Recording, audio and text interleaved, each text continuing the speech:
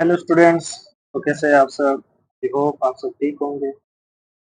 तो आज हम इस वीडियो में बात करेंगे solve a math MCQs solve a math MCQs with trick for engineering entry test. जितने भी इंजीनियरिंग के एंट्री टेस्ट आ रहे हैं जैसे कि जीआई के है, नस्ट के है, इयास के है, जितने भी इंजीनियरिंग यूनिवर्सिटी है उसमें एमसीक्यूज में कुछ ट्रिक्स लाया हूँ, वो मैं आपको बताऊंगा इस वीडियो में। तकरीबन 15 एमसीक्यूज होंगी, उसको हम सॉल्व करेंगे और उसमें काफी बेहतरीन ट्रिक, ठीक है, जो आपको मदद देगी एंट्री टेस्ट सॉल्व करने। ठीक है, तो चलिए स्टार्ट करते हैं वन बाय वन। तो सबसे पहले हमारे पास पहला एमसीक्यू है जो कि है ये वाला। अब देखो इस एमसीक्यू में क्या कह रहा है, iota power 100 plus iota power 101 plus iota power 102 plus iota power 103। तो इससे क्या आता है? देखो अगर मैं शॉर्टकट बता दूं डायरेक्ट, इससे आता है जीरो। क्यों? वाई? अब आंसर बताते हैं। देखो, जब कभी भी चार आयोटास आए, मतलब चार आयोटा, चार होनी चाहिए। ठीक है, ट्रिक ये है कि चार होनी चाहिए और उस चार पे पावर कंजेकेटिव हो। जैसा कि यहाँ पे है 100 है, फिर 101 है, फिर 102, 103। ठीक है, तो इस तरह से कंजेकेटिव पावर होनी चाहिए और वो समेशन में भी हो और 4 टाइम हो, चार आयोटा को। ठीक है, यहाँ पे चार, 1 2 3 4। तो इससे हमेशा आपको आंसर जीरो देगा। ठीक है, आपने डायरेक्ट जीरो लगाना है। अब क्यों आता है इसको चलो प्रूफ भी करते हैं, मैं आपके लिए प्रूफ करता हूँ। तो चलिए, अब देखो, आयोटा की पावर 100 प्लस आयोटा की पावर 101 प्लस आयोटा की पावर 102 प्लस आयोटा की पावर 10। ठीक है, अब आयोटा पावर 100 किसके बराबर है? देखो, इसका शॉर्ट ट्रिक है कि आयोटा की पावर को रिड्यूस किस तरीके से किया जाता है। 100 को डिवाइड करना होता है हमें, 4 पे डिवाइड करना होता है, तो 25 100। ठीक है, 25 फोर जा 100, तो इससे जीरो आता है। तो आयोटा की पावर हमने रिमाइंडर को लगाना होता है, आयोटा पावर जीरो। ठीक है, अब इसका क्या आएगा? अगर इसको हम रिड्यूस करें तो रिमाइंडर 1 आएगा, अगर इसको हम रिड्यूस करें तो रिमाइंडर 2 आएगा, अगर इसको हम रिड्यूस करें तो रिमाइंडर 3 आएगा।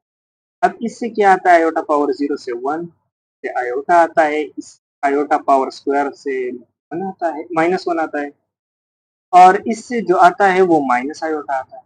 ठीक, तो आयोटा आयोटा के साथ कैंसल, माइनस माइनस 1 के साथ जीरो आ गया। ये देखो, तो चलिए देखते हैं अभी दूसरी एमसीक्यू। अब दूसरी एमसीक्यूज में क्या है? देखो ये दूसरी एमसीक्यू। अब दूसरे एमसीक्यूज में क्या है कि अगर आपको दिया जाए 1 प्लस आयोटा होल पावर 100। अब देखो, इतनी पावर को रिड्यूस करना काफी मुश्किल बात है। ठीक है, इतनी पावर, जो मोटी पावर है, इतना बड़ा आ गया, और वो ये एंट्री टेस्ट में आते रहते हैं इस तरह के, जैसे कि जीआई के इस तरह के एमसीक्यूज आते रहते हैं। तो इसको किस तरीके से टैकल करें, तो इस तरीके को किस तरीके से एक शॉर्ट वे में सॉल्व करें? तो उसके लिए हम एक फॉर्म यूज करेंगे जो कॉम्प्लेक्स नंबर का होगा, उसको हम बोलते हैं ट्राइग्नोमेट्रिक फॉर्म। ट्रिग्नोमेट्रिक फॉर्म बोला जाता है। ठीक है, अब ट्रिग्नोमेट्रिक फॉर्म को जर्नली किस तरीके से लिखा जाता है? वो इस तरीके से लिखा जाता है जैसा कि a प्लस बी आयोटा हमारे पास एक कॉम्प्लेक्स नंबर है, तो इसको इस तरीके से भी लिखा जाता है, cos theta plus iota sine. अब ऐसा क्यों है? देखो इसको प्रूव कर। अब देखो, एक बी है हमारे पास, ये क्या है? ये है कॉम्प्लेक्स। ठीक है, ये हमारे पास कोऑर्डिनेट सिस्टम है। तो देखो, सपोज यहाँ पे है ये कॉम्प्लेक्स नंबर, ठीक है, और ये है ए प्लस बी। तो अभी देखो, ये ए क्या है हमारे पास? अगर इसको हमने ग्राफ पे प्लॉट करना होता है तो ये हमारे पास एक्स होता है, और बी क्या होता है? ये हमारे पास, ठीक है। तो x पे क्या आएगा, x पे हमारे पास a आएगा, y पे क्या आएगा, यहाँ पे y पे, वहां पे b आएगा, ठीक है। और ये हमारे पास का मॉडुलस होगा, z का मॉडुलस, इसको हम r कहते हैं, ठीक है, r होगी। अब देखो a हमारे पास किस चीज के बराबर है, a हमारे पास बराबर है, चूंकि ये हमारे पास क्या है, थीटा है, तो a हमारे पास बराबर होता है और cos, ठीक है। और b किसके बराबर होता है, r sin, ठीक है। ट्रिग्नोमेट्रिक फॉर्म में हमने इसको कन्वर्ट, क्योंकि ये बेस है और ये परपेंडिकुलर है, मतलब के ऑपोजिट एंगल के ऑपोजिट जो साइड होता है वो परपेंडिकुलर है, ठीक है। और ए बी को हम इसमें पुट कर देते हैं, तो यहाँ पे हमने पुट कर दिया और आर को कॉमन ले लिया, तो ये ट्रिग्नोमेट्रिक फॉर्म में है। अब थीटा क्या है, थीटा हमारे पास है argument, argument of c, theta से। तो अब देखो आर्गुमेंट ऑफ z जो होता है ना, वो tangent inverse y by x, ठीक है, tangent inverse y by x. तो इसको पहले कन्वर्ट करते हैं। अब r क्या होगा, देखो इस कॉम्प्लेक्स नंबर में हमारे पास a क्या है, सॉरी चलो x से लेते हैं, 1, और y भी है 1, तो ये 1 है और y भी है 1, ए बी को हमने एक्स वाई में सिर्फ कर, ठीक है। अब आर को किस तरीके से फाइंड करेंगे, अब आर जो कि है हमारे पास x square plus y square whole under the root, ठीक है। और इन दोनों की वैल्यू पुट करेंगे तो अंडर द रूट, ठीक है, शॉर्ट। अब टेंजेंट थीटा मतलब आर्ग्यूमेंट को किस तरीके से फाइंड करेंगे, थीटा वो है tangent inverse of y by x, चलिए इसमें वन वन पुट कर देते हैं, एक्स और वाई की वैल्यू 1 है, तो यहाँ पे 1 आता है, तो टेंजेंट इनवर्स ये किसके बराबर होगा, पाई बाई 4, पाई बाई 4 के बराबर। अब ये वैल्यू यहाँ पे कन्वर्ट, अब देखो z की वैल्यू हमारे पास क्या हो गई अभी, अंडर द रूट 2, और cos pi by 4 plus iota sine pi by 4, ठीक है। और इस पे एक होल पावर भी, पावर है 100। अब इस 100 पावर को अब इस 100 पावर को कैसे हम रेडी, अब देखो इसके लिए एक थ्योरम इस्तेमाल होता है जिसको हम बोलते हैं डी मॉरियस थ्योरम,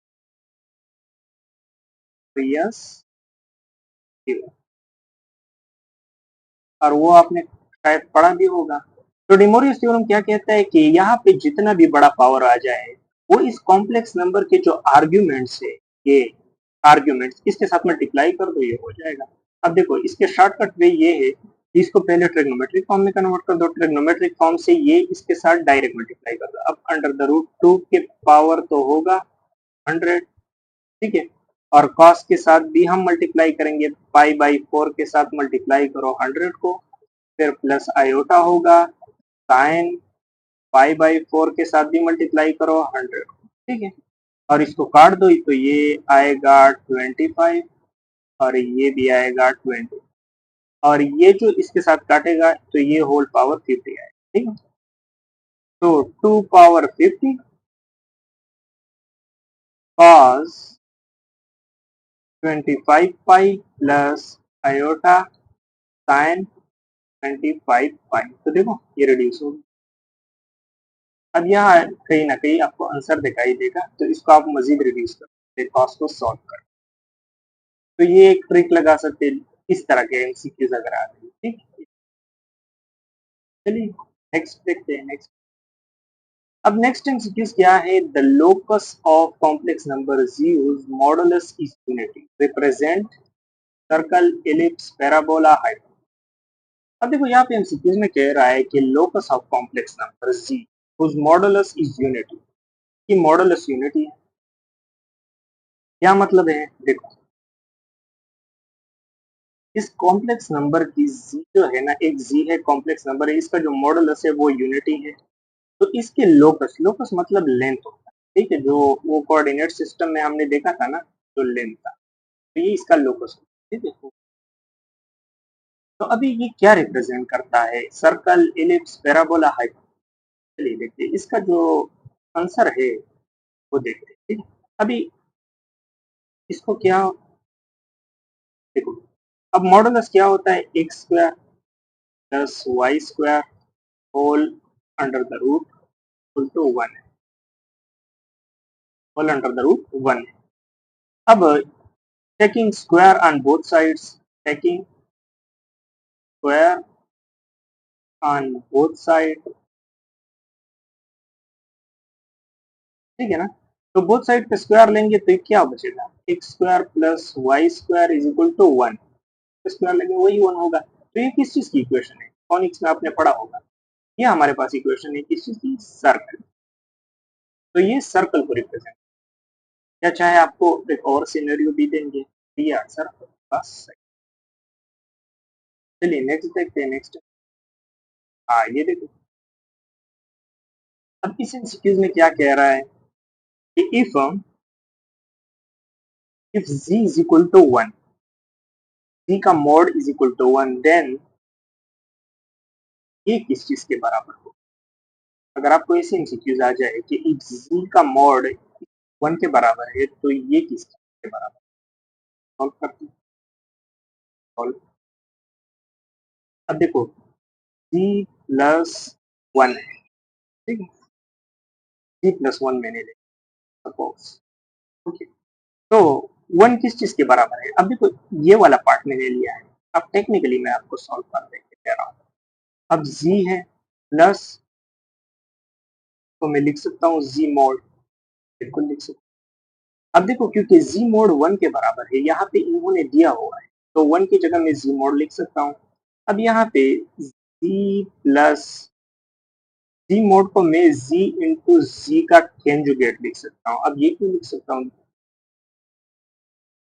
z का मॉड z और z कंजुगेट के बराबर है, ठीक है। तो यहाँ पे हम इसको स्क्वायर ले सकते हैं, ठीक है ना, इसके ऊपर स्क्वायर ले सकते हैं तो ये भी स्क्वायर होगा, ठीक है। इस 1 के ऊपर स्क्वायर ले सकते हैं, कोई मसला नहीं होगा, ठीक है। इसके ऊपर आप स्क्वायर ले सकते हैं, 1 के ऊपर स्क्वायर लेंगे कोई भी अफेक्ट नहीं, तो जी के ऊपर भी स्क्वायर, तो ये जी के बराबर हो गया, ठीक है। स्क्वायर इसके बराबर है, ठीक है। अच्छा, अभी जी स्क्वायर किसके बराबर होगा, x square plus y square, क्योंकि जो अंडर द रूट होगा वो तो इसके साथ काटा जाएगा। अब ये किसके बराबर है, एक्स प्लस आयोटा वाई, और इसका कंजुगेट के साथ मल्टीप्लाई करेंगे एक्स माइनस आयोटा वाई, तो इसके ऊपर फॉर्मूला लगाएंगे कौन सा, a square minus b square is equal to a plus b. अब ये फार्मूला लगाएंगे तो ये आएगा x square minus 10 y square, क्योंकि आयोटा है इसके साथ तो माइनस को प्लस कर, तो ये बराबर, सही है ना। अब जी को हम कॉमन कर लेते हैं, तो 1 प्लस जी का, अब क्या हो गया कि z प्लस 1 इक्वल हो गया, 1 के ऊपर स्क्वायर लेंगे तो कोई मसला नहीं, z और z का कंजुगेट प्लस 1, तो z, और इसको यहाँ पे शिफ्ट करेंगे तो डिवाइड होगा, z प्लस 1 और z प्लस 1 का कंजुगेट, देखो ये हमने प्रूव कर। अब एमसीक्यूज में आपका टिक ऑप्शन क्या होगा, वो जीरो, ये जी के बराबर है, यहाँ पे इसके ऊपर कंजुगेट है, ठीक है, दिखाई नहीं दे रहा है, देख लेंगे तो ये भी होगा। नेक्स्ट एमसीक्यूज देखते हैं, ये इस MCQ, if omega, if omega is a complex cube root of unit, ठीक है, and 1 plus omega whole power 7 equal to a plus b omega, find the value of a and b। अब find करो a और b की values को, ठीक है। अब देखो हमें दिया हुआ है कि 1 प्लस ओमेगा का होल स्क्वायर 7, ठीक है, और वो बराबर है a प्लस बी ओमेगा। अब फाइंड करो, फाइंड a एंड b को, ठीक है। अब देखो यहाँ पे एक चीज होता है कि 1 प्लस ओमेगा स्क्वायर 0 के बराबर होता है, आपने क्वाड्रेटिक चैप्टर में पढ़ा होगा, ठीक है, क्यूब रूट ऑफ यूनिटी, तो ये फॉर्मूला होता है, ठीक है। तो omega square minus omega square वो 1 प्लस ओमेगा के बराबर होगा। करने इसको यहाँ पे शिफ्ट कर दो तो ये माइनस ओमेगा बन जाएगा और 1 प्लस ओमेगा यहाँ पे लिख, तो 1 प्लस ओमेगा को यहाँ पे लिख दो। यहाँ पे मैं लिख सकता हूँ omega square whole power 7 equal to a plus b omega. अब इसके ऊपर पावर है तो ऑड पावर है तो नेगेटिव ही रहेगी और ये 14 ए प्लस बी ओमेगा। अब जैसा कि कॉम्प्लेक्स नंबर में आयोटा की पावर को जब आप रिड्यूस करते हो तो उसमें हमें क्या होता है, उसमें हमें मतलब 4 से डिवाइड करना होता है, लेकिन यहाँ पे जो है ना, यहाँ पे हम डिवाइड करेंगे 3 से, क्योंकि 3 क्यूब रूट ऑफ यूनिटी है। ठीक है, एक 1 है, एक ओमेगा है और एक ओमेगा स्क्वायर है, तो 3 से हमने डिवाइड करना होता है। तो 14 को डिवाइड करेंगे किस चीज से, 3 से, तो 4 3 12 आएगा, तो इसका रिमाइंडर 2 बचेगा। तो यहाँ पे इसका रिमाइंडर ही मिसिंग और ए प्लस ओमेगा। सही है। अच्छा, अब इसके बाद माइनस ओमेगा किस चीज के बराबर है, फिर से इसके बराबर है कि नहीं है, तो हम यहाँ पे लिख सकते हैं 1 प्लस ओमेगा के नहीं लिख सकते और ये ए प्लस बी ओमेगा हो जाएगा। तो यहाँ पे इस इक्वेशन को कंपेयर करेंगे तो ए किसके बराबर है, 1 के, और बी भी किसके बराबर है, वो भी 1 के बराबर है। तो ये देखो ये इसका हमारे पास है। अब देखते हैं नेक्स्ट एमसीक्यू। अच्छा, ये एमसीक्यू 6 नंबर। अब इस एमसीक्यू में क्या है, चलिए देखते।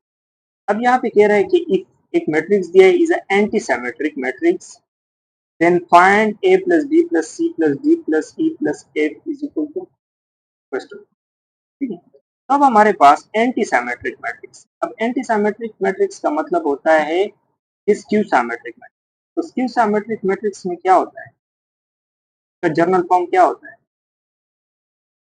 इसके डायगोनल एलिमेंट्स होते हैं 0, और यहाँ पे सपोज x है तो यहाँ पे माइनस एक्स होता है, यहाँ पे z है तो यहाँ पे माइनस जी होता है, यहाँ पे f है तो यहाँ पे माइनस एफ होता है। ठीक है, तो इस तरीके से इसका फॉर्म। ठीक है, तो चलिए उसके लिहाज से हम सॉल्व करते हैं। तो हमारे पास इक्वेशन है ए बी डी 2 - 3 5 एफ। अब देखो इन जो अननोन वेरिएबल है इसको हमने सम करना है। अब देखो स्क्यू सिमेट्रिक मैट्रिक्स में या एंटी सिमेट्रिक मैट्रिक्स में जो डायगोनल एलिमेंट्स होते हैं वो तो 0 होते हैं। तो यहाँ पे a equal to 0, c equal to 0, f equal to 0, और यहाँ पे b इसके ऑपोजिट है। तो यहाँ पे 2 है तो b की वैल्यू क्या होगी, -2 होगी। d की वैल्यू क्या होगी, वो 3 होगी। e की वैल्यू क्या होगी, -5 होगी। यहाँ पे 5 है तो यहाँ पे -5 होगा, यहाँ पे -3 है तो यहाँ पे +3 होगा। अब इसको सम करते हैं, 0 plus -2 plus 0 plus 3 minus 0 plus, तो इसका समेशन करेंगे तो क्या आएगा, माइनस, तो यहाँ पे हम लिख सकते हैं क्या है, -4। ये हमारे पास इसका आंसर है। तो इस तरीके से आपने इसको सॉल्व करना होता है। तो इसके बाद देखते हैं और एमसीक्यू है हमारे पास जो कि इंटीग्रेशन से रिलेटेड। अब यहाँ पे दिया हुआ है कि integral x square power x dx। अब इस इंटीग्रेशन को आपने सॉल्व करना है, और अगर ये एमसीक्यू में आ गया तो ये तो बहुत बड़ा प्रोसेस है, लेकिन आते भी है। ठीक है, अभी इसका एक तरीका है कि इंटीग्रेशन बाय पार्ट्स, लेकिन अगर आप इंटीग्रेशन बाय पार्ट्स से ये सॉल्व करो तो ये बहुत टाइम का। ठीक है, तो इसके लिए इसमें एक शॉर्टकट जो मैं आपको बताता हूँ, एक शॉर्टकट ट्रिक, शॉर्टकट बताता हूँ। अब देखो आपने ये स्टेप फॉलो, अब देखो आपने लिखना है integration x square e power x D. ठीक है, अब पहले स्टेप देखो, इसको आपने यहाँ पे लाना है और ए से जोड़ x, फिर ये जो दूसरा फंक्शन है ना, इसका आपने इंटीग्रल लेना है, ठीक है, और यहाँ पे तो इसका इंटीग्रल लेंगे तो ई पावर एक्स हो। अब सेकंड स्टेप में इसका डेरिवेटिव आपने लेना है। क्या लेना है? डेरिवेटिव लेना है, डेरिवेटिव। इसका डेरिवेटिव बनेगा 2x और इसका फिर से इंटीग्रल आपने लेना है। क्या लेना है? इंटीग्रल। तो इसका इंटीग्रल होगा ई पावर एक्स, ठीक है, और इस टर्म का फिर आपने डेरिवेटिव लेना है। ये तब तक आपने इसका डेरिवेटिव लेना है जब तक यहाँ पे कोई कांस्टेंट, जब यहाँ पे 2 आ जाए तो कांस्टेंट हो गया, बस आपने रुक जाना। और इसका भी आपने क्या लेना है? इंटीग्रल, ठीक है, और यहाँ पे दे रहेगा। तो यहाँ पे आपने ई पावर एक्स लगाना है और प्लस सी लगाना है। अब आपने यहाँ से पॉजिटिव से स्टार्ट करना है अल्टरनेट साइन के साथ, ठीक है, प्लस माइनस प्लस। तो ये इसका आंसर हो गया। आप इंटीग्रेटिंग बाय पार्ट से चेक कर ले, यही इसका आंसर होगा, ठीक है। X square e power x minus 2x power x plus 2 power x plus c, यही इसका आंसर होगा, ठीक है। आप चेक कर। अभी ये जो ट्रिक है ना, ये आपने लगाना है सिर्फ इन टेम्पलेट्स पे, ठीक है। जब कोई इंटीग्रेशन इस तरीके से आ जाए, एक्स पावर के हो, कोई पावर आ जाए, पावर एक्स डी एक्स हो, अगर इस तरह का इंटीग्रेशन आ जाए तो ये ट्रिक आपने लगाना है। और इंटीग्रेशन पे ये काम नहीं करता है और फंक्शंस। या अगर इस तरह के से आ जाए, एक्स पावर के हो, साइन एक्स हो, या इस तरह का आ जाए, एक्स पावर के हो, मतलब एनी पावर, मैंने 2 लिया है इस वजह से ताकि थोड़ा सा कैलकुलेशन कम हो, ठीक है। आप 3 भी ले सकते हैं, 4 भी ले सकते हैं, लेकिन शॉर्टकट में, ठीक है, cos x dx, ठीक है। तो आपने इस 3 टेम्पलेट पे ये ट्रिक, ठीक है, और टेम्पलेट पे आपने नहीं लगाना है। चलिए इस टेम्पलेट से, ये जो 2 टेम्पलेट्स है ना, इसकी एमसीक्यू, चलिए अब ये देखो, ये एमसीक्यूज इसी ट्रिक पे मैं सॉल्व, इसी ट्रिक। अब देखो ये एमसीक्यूज पहले आपने लिखनी है x square sine x dx, ठीक है। पहले आपने क्या करना है? इस फंक्शन से स्टार्ट करना है। इस फंक्शन को आपने ए से ही आने देना, मतलब एक्स स्क्वायर, ना कोई इंटीग्रेशन ना फर्स्ट है। फिर ये जो सेकंड वाला फंक्शन है ना, इसको आपने इंटीग्रेशन लेना। तो साइन का इंटीग्रेशन क्या होता है? साइन का इंटीग्रेशन होता है cos, minus cos, minus cos, ठीक है। फिर आपने प्लस माइनस अभी तक नहीं लिखा है। फिर आपने इसका डेरिवेटिव लेना है। क्या लेना है? डेरिवेटिव। तो डेरिवेटिव आएगा 2x और इस माइनस कॉस एक्स का इंटीग्रेशन लेना। क्या लेना है? इंटीग्रल। अब इंटीग्रल कॉस एक्स का इंटीग्रल क्या होता है? कॉस एक्स का इंटीग्रल होता है प्लस साइन एक्स, लेकिन इसके साथ माइनस भी है तो माइनस साइन। अभी फिर आपने इसका इंटीग्रेशन, सॉरी डेरिवेटिव, तब तक लेना है जब तक ये फंक्शन कांस्टेंट ना हो जाए। जब ये कांस्टेंट हो जाए आपने रुक जाना, ठीक है। ये 2 हो गया, कांस्टेंट हो गया। अब फिर आपने रुक जाना और इसका भी आपने लेना है क्या चीज? अब यहाँ पे माइनस तो खुद ही आ जाएगा और माइनस कॉस एक्स, ठीक है, और यहाँ पे आपने प्लस सी तो आएगा क्योंकि जर्नल इंटीग्रल हम फाइंड कर रहे हैं। अभी देखो इसको आपने सेट करना, तो यहाँ पे आएगा minus x square cos x, ठीक है ना। फिर तो यहाँ पे आएगा 2x माइनस साइन एक्स, ठीक है, और यहाँ पे आपने लिखना है 2 कॉस एक्स क्योंकि साइन माइनस माइनस पॉजिटिव, ठीक है, प्लस सी। अभी आपने पॉजिटिव से शुरू करना है। यहाँ पे आपने पॉजिटिव लगाना है अल्टरनेट साइन, फिर यहाँ पे नेगेटिव, फिर यहाँ पे, इस तरह से चलते हैं। तो यहाँ पे इसका आंसर आएगा x square cos x minus, यहाँ पे बाहर आ जाएगा तो प्लस हो जाएगा 2x साइन एक्स, ठीक है, और प्लस 2 कॉस प्लस सी, ठीक है। तो ये आपका आंसर है। अभी इंटीग्रेटिंग आप पार्ट से करेंगे, इंटीग्रेटिंग बाय पार्ट से, तो ये तो बहुत टाइम कंज्यूमिंग होंगे। तकरीबन आपसे कैलकुलेशन एरर भी आ सकता है और अभी टाइम तकरीबन 4-5 मिनट तो लेगा। और ये डायरेक्ट अगर इस ट्रिक की आपने प्रॉपर प्रैक्टिस कर ली ना तो डायरेक्ट सॉल्व तकरीबन 30-40 सेकंड आप ये एमसीक्यू। चलिए इसके टेम्पलेट से एक और एमसीक्यूज भी देखते हैं। ये देखिए अब ये एमसीक्यूज भी इसी तरह से सॉल्व, ठीक है। ये एमसीक्यूज भी आपने इसी तरह ही सॉल्व। एक्स स्क्वायर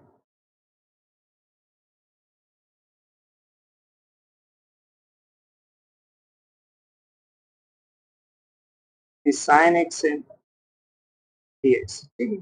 अभी आपको देखो इसको आपने ए से ही लेके आना, एक्स स्क्वायर है, ठीक है। अब वो ऊपर वाला को मुझे, अच्छा ये भी साइन एक्स है तो यहाँ पे मैं cos एक्स लगा, ठीक है।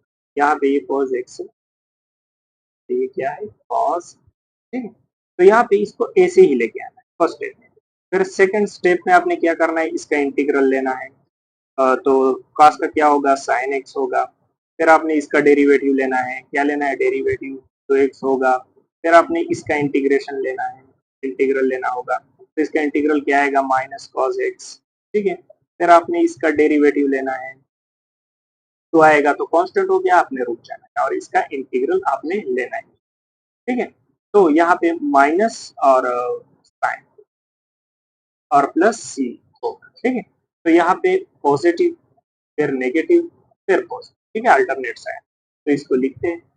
फिर इसका आंसर आएगा एक्स स्क्वायर साइन एक्स, फिर इसका आएगा प्लस 2x कॉस एक्स, फिर इसका आएगा माइनस 2 साइन एक्स प्लस सी। तो ये इसका आंसर है, ये इसका आंसर। सिंपल है कि नहीं, बिल्कुल। तो चलिए अगले एमसीक्यूज की तरफ बढ़ते हैं। अच्छा ये एमसीक्यू, अब ये एमसीक्यूज जो है ना, ये जीआई के एंट्री टेस्ट में रिपीट, ठीक है। ये MCQ। अभी इस एमसीक्यूज में क्या कह रहा है, आपको एक फंक्शन दिया है y इज इक्वल टू इतना इंफिनिटी तक जाता है ये फंक्शन, और कह रहा है कि find the derivative of this. अब इसके डेरिवेटिव यानी d y d x find. तो अभी आपने इसका डेरिवेटिव इस तरीके से, अगर आप लग जाओ ना इसके डेरिवेटिव तो तब जाओगे। तो अभी इसकी मैं आपको एक शॉर्टकट वे बताता हूँ, शॉर्टकट वे। अब यहाँ पे टेंजेंट दिया सकता है या कोई और फंक्शन दिया सकता है, F of x any function, इस तरह के टेंजेंट, ठीक है। तो चलिए स्टार्ट करते हैं। मैं टेंजेंट से स्टार्ट करता हूँ, फिर लास्ट में आपको बताता हूँ कि किस तरीके से और फंक्शन। तो अभी हम लिखते हैं y is equal to under the root tangent x plus under the root tangent x plus under the root tangent x up to infinity. अब ये इंफिनिटी, ठीक है। अभी देखो अगर मैं इससे एक टेंजेंट को हटा दूं, क्रॉस कर दूं, तो ये तो इंफिनिटी टेंजेंट से इसमें इंफिनिटी अंडर द रूट आ रहा है। तो अगर एक टेंजेंट में इससे कम कर लो तो क्या y की वैल्यू पे कोई फर्क पड़ेगा, कुछ भी नहीं, कोई फर्क नहीं पड़ेगा। वो इस वजह से क्योंकि इसमें इंफिनिटी वैल्यू से अगर एक वैल्यू काट दी जाएगी तो कोई असर नहीं पड़ता है ना। तो इस वजह से मैं यहाँ पे अभी देखो ध्यान से लिखता हूँ अंडर द रूट एक टेंजेंट को यहाँ पे लिखता हूँ और प्लस लिखता हूँ और y लिखता हूँ। अब ये जो बाकी टेंजेंट्स है ना इसकी जगह मैंने y लिखा, क्योंकि y से मैंने एक टेंजेंट को निकाल दिया तो क्या इस y के पास क्या, बिल्कुल भी नहीं, ठीक है। तो इसकी जगह मैंने y लिखा। अभी taking square on both side, ठीक है ना, स्क्वायर लेते हैं, यहाँ पे आएगा y स्क्वायर और is equal to tangent x plus. अभी देखो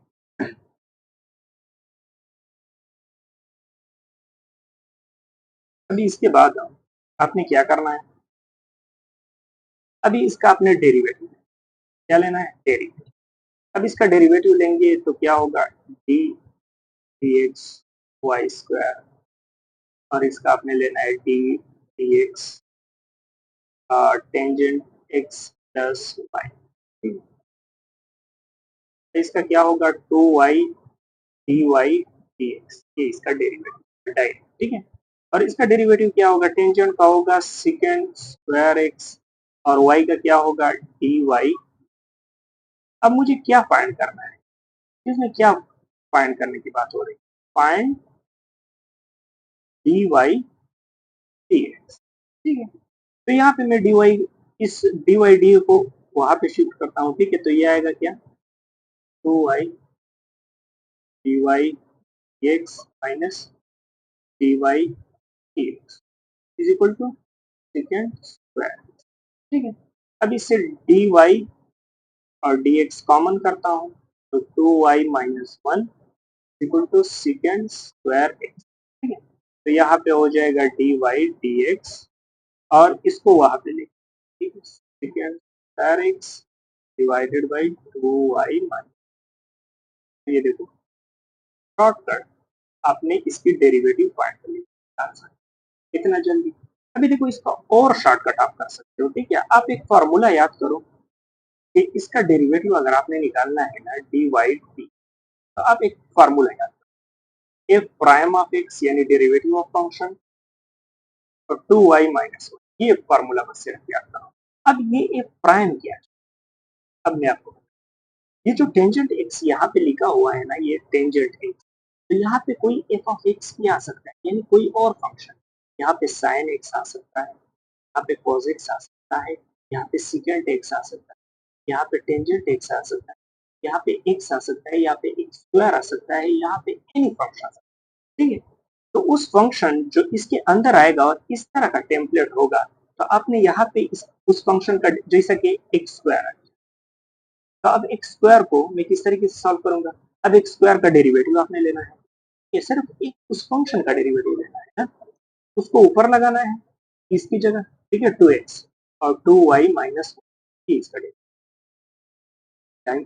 आपने डेरिवेटिव निकाल दिया, इसका आंसर। तो इस तरीके से आपने सॉल्व करना है और आपके लिए टाइम बचाएगी आपके एंट्री टेस्ट में। तो चलिए नेक्स्ट देखते हैं। अच्छा, अभी ये देखिए, अभी इस तरह के एमसीक्यूज अगर आपको आ जाए, इस नंबर 11, अगर कोई ऐसी एमसीक्यूज आपके साथ आ जाए और वो कहे कि फाइंड द डेरिवेटिव ऑफ, अब यहाँ पे जो एमसीक्यूज आई है y is equal to x power x, यानी यहाँ पे एक बेस में फंक्शन है, बेस में भी फंक्शन हो और एक्सपोनेंट में भी फंक्शन। ठीक है, यानी बेस में भी आपके पास एक फंक्शन हो और एक्सपोनेंट में आपके पास एक और जी फंक्शन। तो इसको आप एक शॉर्टकट वे में किस तरीके से find करें? तो इसका एक शॉर्टकट फार्मूला है, एक शॉर्टकट फार्मूला है। चलिए उस फार्मूले को देखते हैं। वो फार्मूला क्या है, वो फार्मूला ये है कि अगर कोई एक फंक्शन के ऊपर दूसरा फंक्शन आ जाए और आप उसका डेरिवेटिव लेना चाहते हो, तो इसका ये फार्मूला है, एफ पावर जी, आपने इसको याद रखना है। ठीक है, g divided by f into f prime plus prime into l n of f, ये फार्मूला है। इसको आप 2-3 बार रख लीजिए। ठीक है, फिर आपको बहुत ही मतलब आसानी होगी। ठीक है, तो अभी देखते हो पुट करते हैं अभी इसी एमसीक्यूज में, जो हमारे पास है ना, एफ क्या है, एफ है एक्स, जी क्या है, जी भी एक्स।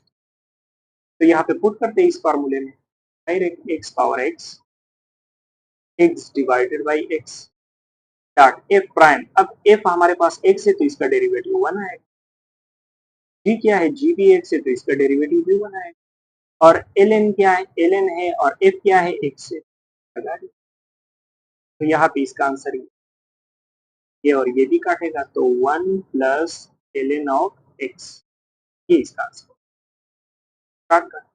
अब आपके पास ऐसे फंक्शंस भी आ सकते हैं, जैसा कि एक्स के ऊपर साइन एक्स आ सकता है, एक्स के ऊपर कॉस एक्स आ सकता है, या कोई और, जब एक फंक्शन के ऊपर फंक्शन है, ठीक, दो फंक्शन, आपने इसके लिए ये फॉर्मूला आपने यूज करना, लेकिन दो फंक्शन होने चाहिए, थ्री के लिए ये एप्लीकेबल। तो ये आपके पास एक और, चलिए एक और एमसीक्यूज देखते हैं, इस नंबर पर। अब ये क्या है, अब ये क्या कह रहा है, एफ सर्कल जी, आपने कंपोजिशन फंक्शन को पढ़े होंगे, इफ सर्कल जी आपको एक कॉम्पोजिशन फंक्शन दिया है, if circle g of x 1/x, ठीक है। फिर आपको एक और फंक्शन दिया गया है जी ऑफ एक्स जो कि है ln ऑफ एक्स। फिर आपको कह रहा है कि फाइंड करो एफ ऑफ एक्स। तो आपने किस तरीके से फाइंड करना है? अब देखो इस फंक्शन को मैं इस तरीके से भी लिख सकता हूँ क्योंकि ये इसके डोमेन में है, ये लिखा जाए और अब जी की वैल्यू क्या है? जी की वैल्यू ये है तो इसमें पुट करता हूँ f, और जी की वैल्यू जो है ना वो है ln ऑफ एक्स। अब यहाँ पे क्या हो रहा है? अब यहाँ पे क्योंकि x है ना, अब यहाँ इसके डोमेन में जी के डोमेन में हमने इसको ये वैल्यू दी थी। अब यहाँ पे चूंकि 1 है तो हम सिर्फ x को ही ये वैल्यू दे सकते हैं, ठीक है ना, x को ये वैल्यू दे सकते हैं ना। तो हमने यहाँ पे फाइंड करना है f of x, f of ln of x नहीं फाइंड करना है। तो हम इस f के डोमेन में जब ये ln ऑफ x देंगे ना तो ये इसमें पुट करेंगे ना, x में 1 में तो पुट नहीं कर सकते ना, सिर्फ वेरिएबल्स में पुट। तो इसको आपने किस तरीके से करना है? इसका ये इस तरह ये आता है ln of x equal to x, क्योंकि x में हमने पुट, और इसको आपने एक्सपोनेंशियल फॉर्म में ले आना है तो e power x is equal to x। तो x को आपने यहाँ पे लगा देना है क्योंकि एक्सपोनेंशियल फॉर्म में कन्वर्ट हो गया, ये x वहां पे चला गया और ये e पावर x यहाँ पे 1 आवर पावर x, ये इसका, ये इसका। चलो इसकी और बात एमसीक्यूज देते हैं। चलो ये देखो ये भी एक और एमसीक्यूज है, एमसीक्यूज नंबर 30। अब यहाँ पे भी यही सेम सिनेरियो है।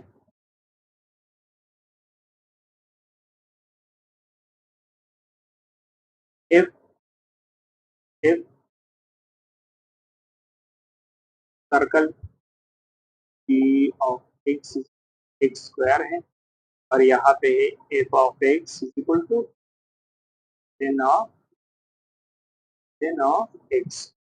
तो यहाँ पे है हमारे पास g ऑफ x पॉइंट। तो यहाँ पे भी वही बात है। अब देखो f को लगाना है और g ऑफ x, यहाँ पे थोड़ा सा डिफरेंट है, वहां पे f of x g of x हमें गिवन था, यहाँ पे एफ ऑफ एक्स, ठीक है। तो यहाँ पे किस तरीके से करेंगे? चलिए अब जी ऑफ एक्स है तो इसको फाइंड हमने करना है, एफ को वहां पे शिफ्ट करेंगे तो इस एफ का इनवर्स शिफ्ट नहीं करना है, एफ का इनवर्स लिखना है। तो अगर एफ का इनवर्स यहाँ पे भी मैं लिखूंगा और यहाँ पे भी मैंने एफ इनवर्स लिखूं तो ये एफ इनवर्स इसको काट दें, ठीक। अब एक्स स्क्वायर का आपने इनवर्स लिया। अब किस तरह? अब देखो एफ ऑफ एक्स जो है वो हमें गिवन है ln ऑफ एक्स जो कि लॉगरिथमिक नेचुरल लॉग। अब इसका इनवर्स फंक्शन क्या होगा? अब देखो लॉगरिथमिक फंक्शन का इनवर्स फंक्शन कौन सा होता है? Exponential function. तो इसका e पावर एक्स हमारे पास एक्सपोनेंशियल फंक्शन। तो यहाँ पे हमारे पास क्या होगा? यहाँ पे चूंकि x है ना, यहाँ पे x स्क्वायर है और यहाँ पे x है, तो अगर मैं इस x को रिप्लेस कर दूं x स्क्वायर से तो यहाँ पे क्या होगा? इस x को भी मैं स्क्वायर से रिप्लेस करूंगा, एक्स स्क्वायर। तो यहाँ पे g of x into E power x square, ये देखो सिंपल बात, ये इसका आंसर। चलिए नेक्स्ट क्वेश्चन। अच्छा अभी देखो ये नंबर 4। अब यहाँ पे दिया है कि x मॉड है डिवाइडेड बाई x है इज इक्वल टू 1 माइनस, ठीक है। और यहाँ पे कह रहा है, यहाँ पे थोड़ी सी मिस्टेक हो गई है, यहाँ पे लिमिट है इस तरीके से x approaches to 0, x divided by x 1 है -1 है, और 1 जो है वो है x ग्रेटर देन और इक्वल टू 0, और -1 जो है x लेस देन, उनके मोड है ना। अब देखो लिमिट, देखो इसकी लिमिट क्या, 1 होगा या -1?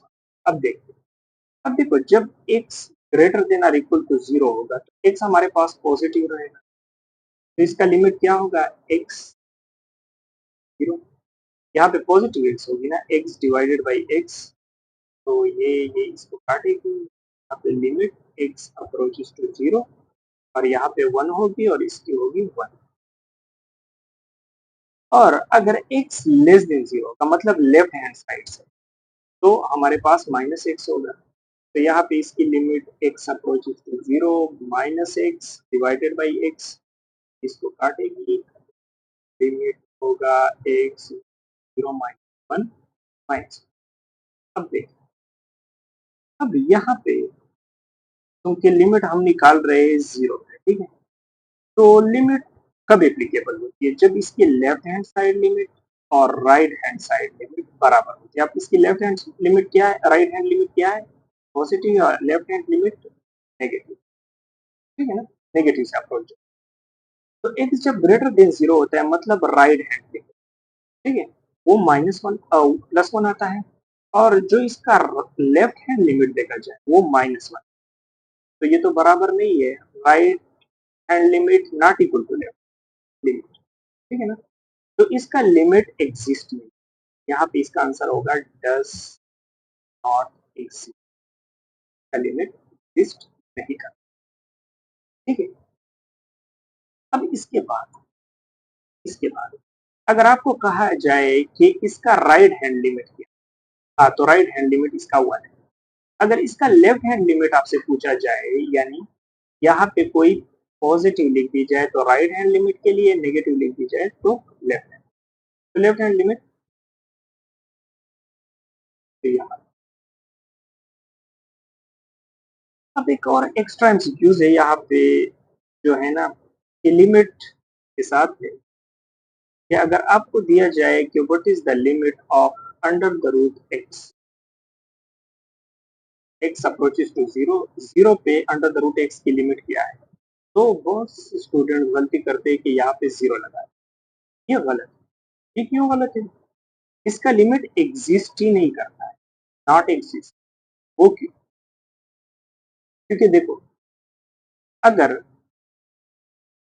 अंडर द रूट एक्स का ग्राफ देखा जाए तो वो इस तरह का ग्राफ होता है। अब देखो लेफ्ट पे कोई ग्राफ नहीं, तो अगर मैं यहाँ से आ रहा हूँ तो बिल्कुल राइट हैंड साइड से जो लिमिट है वो 0 है, लेकिन लेफ्ट हैंड साइड पे तो कोई ग्राफ ही नहीं है, इसका ग्राफ है एग्जिस्ट ही नहीं करता है, तो इसका राइट और लेफ्ट हैंड लिमिट बराबर नहीं है, तो इस वजह से इसका लिमिट एग्जिस्ट नहीं करता। हाँ, इसका नेगेटिव अगर यहाँ पे आ जाए फिर भी इसका left hand side limit exist नहीं करता, और अगर राइट हैंड साइड लिमिट आपसे पूछा जाए पॉजिटिव, तो फिर इसका 0, क्योंकि राइट हैंड साइड से इस 0 तक का अप्रोच, ठीक है, यही बात। अब अगली एमसीक्यूज देखते हैं। अब ये देखो एमसीक्यूज में क्या गया है, MCQs number 50, the angle of triangle are in ratio. अब देखो एक एंगल्स दी हुई है किसी ट्राइंगल्स की, और वो इस रेशो से actual angle of the triangle are, तो मतलब एक ट्राइंगल है आपके पास, और ट्राइंगल के एंगल का जब हम सम लेते हैं ना, तो वो होता है 180 डिग्री। अभी देखते हैं कि इसके एंगल्स के बीच ये रेशो है, एक ट्राइंगल है आपके और इसके एंगल के बीच ये रेशो, तो बताए वो एक्चुअल एंगल कौन से होंगे। अब देखते हैं वन बाई वन, देखते पहले ए ऑप्शन को देखते हैं। देखो 100 है, अगर मैं इसके बीच रेशो लेता हूं और इसको काटता हूं, तो अगर 10 से काट दिया जाए तो 10/3, देखो 2/3 रेशो 30, ठीक है, तो ये मजे से बी ऑप्शन को देखते हैं, 20 है रेशो 6। अब इसको देखते हैं, ये हमारे पास 2 आता है, ये 6 होगा अगर 10 से डिवाइड कर दिया, ये 10 है ना, 10 से डिवाइड कर दिया, और अगर इसको मैं 1 से 2 से डिवाइड कर दूं तो ये 1 आता है, ये 3 आता है, ये 5 आता है, बिल्कुल यही इसका आंसर। आपने इस तरीके से हाँ, कभी-कभी इस तरीके से भी चेक कर दिया करें कि इसका सम ले, अगर 180 आ रहा है, 180 आ रहा है, तो फिर उस पे चेक करें। अगर 180 ना आ रहा है तो क्योंकि ट्राइएंगल की जो एंगल की सम होती है वो 180 है। अगर 180 है ही नहीं तो आपने उस पर चेक नहीं करना है क्योंकि वो ऑलरेडी नहीं है। लेकिन वो एमसीक्यूज वाले आपको ऐसे एमसीक्यूज, ठीक है, तो यही सबसे इम्पोर्टेंट एमसीक्यूज थे। आई होप आप लोगों को समझ आए होंगे। तो इसकी प्रैक्टिस कर लेना, ठीक है, जितने भी मैंने ट्रिक्स रिवाइज किए हैं, फिर एंट्री टेस्ट के हवाले से सारे, ठीक है। तो मिलते हैं अगले वीडियो में, तब तक के लिए